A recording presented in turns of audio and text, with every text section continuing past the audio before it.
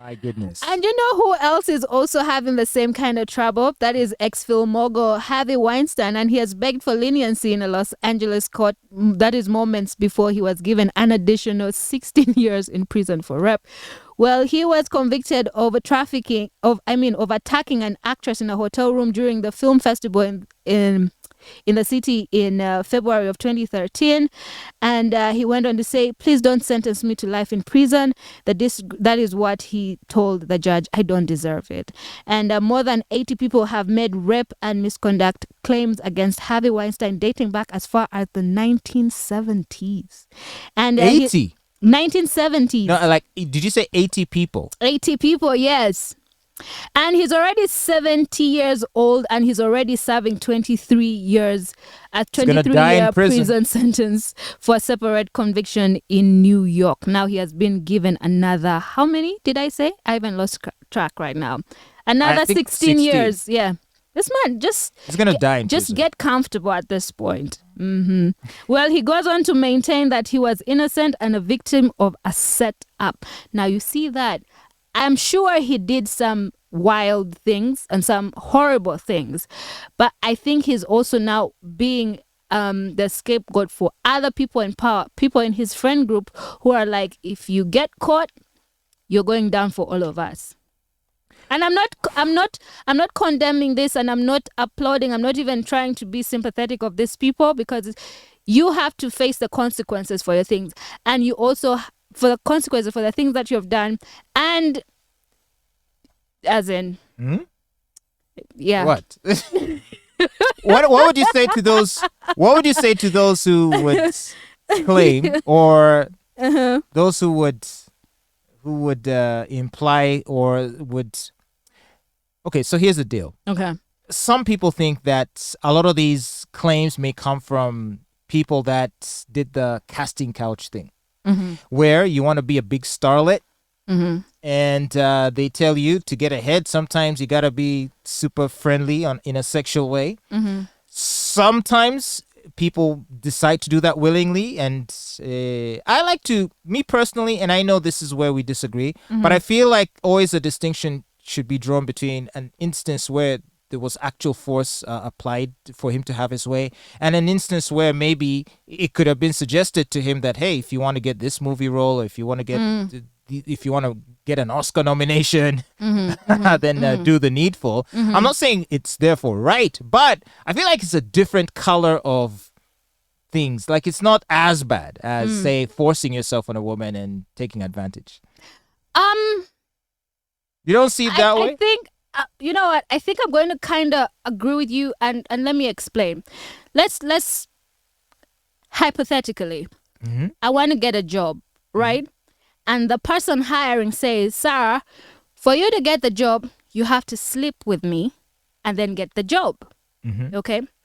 If I choose to go on and sleep with this man and then get the job, it is very wrong for me to turn my face out of regret and say that, you know what, he went on and abused me and exploited me and sexually harassed me, because you knew you had the opportunity to say no, but you went on and chose to disgrace yourself, and now you're feeling disgusted with the decision that you made, but you got what you wanted out of it. Right. So I believe it is wrong for you to turn your face again and say, oh, he did that to me. You had the choice to say no because he did not force you. It is very different from when the guy is like, I'm going to give you the job. You get the job. And then when you get the job, now he's asking. That is very wrong. Do you understand what I mean? Oh, like once you get the job, like you get the job after there was you've no slept with him? conversation of sex before me getting the job. Okay, so you get the job legit, and then all of a sudden the pressure starts. Yes, the pressure starts. Let's have sex, or else you lose the job. That is wrong. That is absolutely wrong. And I believe every person in that situation, male or female, has a right to retaliate, report, and get justice from it. But if you make the decision to go on to, you know what the stake is. You go on and you take it. You do it. And then you get the job or get the thing that you want. Now you turn around years later because you're ashamed, because you're regretful of it, because you do not like the price you paid for it, and then you turn around and you relieve yourself of all responsibility that you took towards making that decision. I think that is absolutely wrong, and we need to hold ourselves accountable for it. Well, and that is why, like, when I read Lupita's account of what, because she also wrote an op-ed, I think it was published in the New York Times, where she was explaining how there was some event, and then I think he invited her to her room. To his room. To his hotel room. Yeah. Now, a person with normal intelligence would, and anyone with any understanding of the workings of Hollywood, you can't tell me Lupita didn't know, as the aspiring actress that she was, that, oh, you see that guy over there?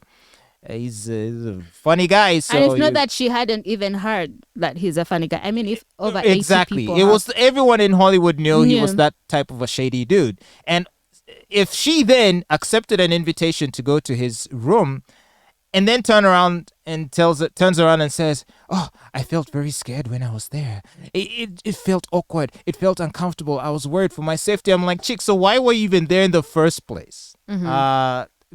Because you can't tell me that it didn't occur to her that maybe he wanted something more. But some people are quite oblivious. And I know it may sound really far-fetched, but some people are quite oblivious, and they really do not have that survival instinct in them. I'm not convinced that Lupita... it does not click to you that somebody made... Look at it this way. The first time you got into a relationship, did you ever think that the person you were going to date was going to hurt you? No. Was going to lie to you? Sometimes, yes. No. So you go in that way and think like, oh, this is probably casual. There's nothing to it. It's cower.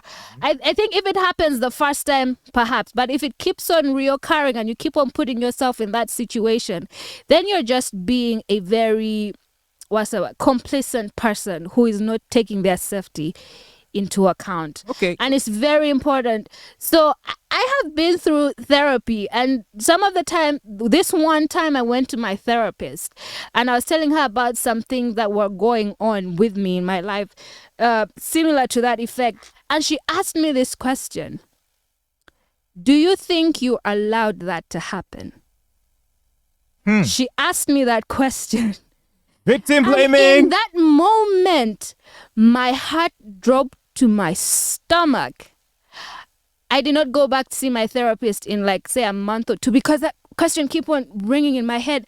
And I asked myself, Sarah, you are in a position to say, you are in a position to say, no, F off, I know my rights. You get me? You're in a position to fight you don't back. have to. Why are you not? And so that right there for me just woke me up. And I think that even with victims, and I'm not here to blame or shame any victims, I think you need to ask yourself that, is this person God? Like, why would I let this? And I'm not talking about, say, forced. Yeah, because that if is someone different. Locks the door, that is a whole jumps different on situation. you, pins you down. Because now it is you and that person, and you fight to the death. But if a person is manipulating you into compromising your standards, your values, your morality, your dignity, you have every right to say no. And you should say no, because you're going to hate yourself if you accept it. If you choose to say yes, you live with it. Exactly, because if you say yes, just know you have compromised everything that you are as a person and as an individual, and you are never ever going to find satisfaction from that job or from that money or whatever it is that you think you're getting out of it, because you're going to always feel like, or is this? I'm not deserving of this. You don't think that differs between some chicks are cool with it. They're cool with those decisions. Listen, there's many women who have succeeded in various fields, the corporate world, in Hollywood, who went through those things, who slept their way to the top and are at the top, and they're like, they don't care. They're like, yeah, I did it. And I'm not going to dispute that. And there are also some women who feel like they have to do that to get there. It's not even about the man approaching them, but she's going to offer herself so that she can get what she wants.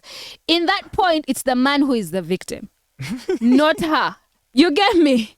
Because say for instance, if I want a promotion and I'm going to come and seduce my boss intentionally, knowing what it is that I am doing, I'm seducing him, I am, massaging his ego and doing this because I want that salary increment, I want that that job promotion or whatnot. In this point, it's the man who is the victim.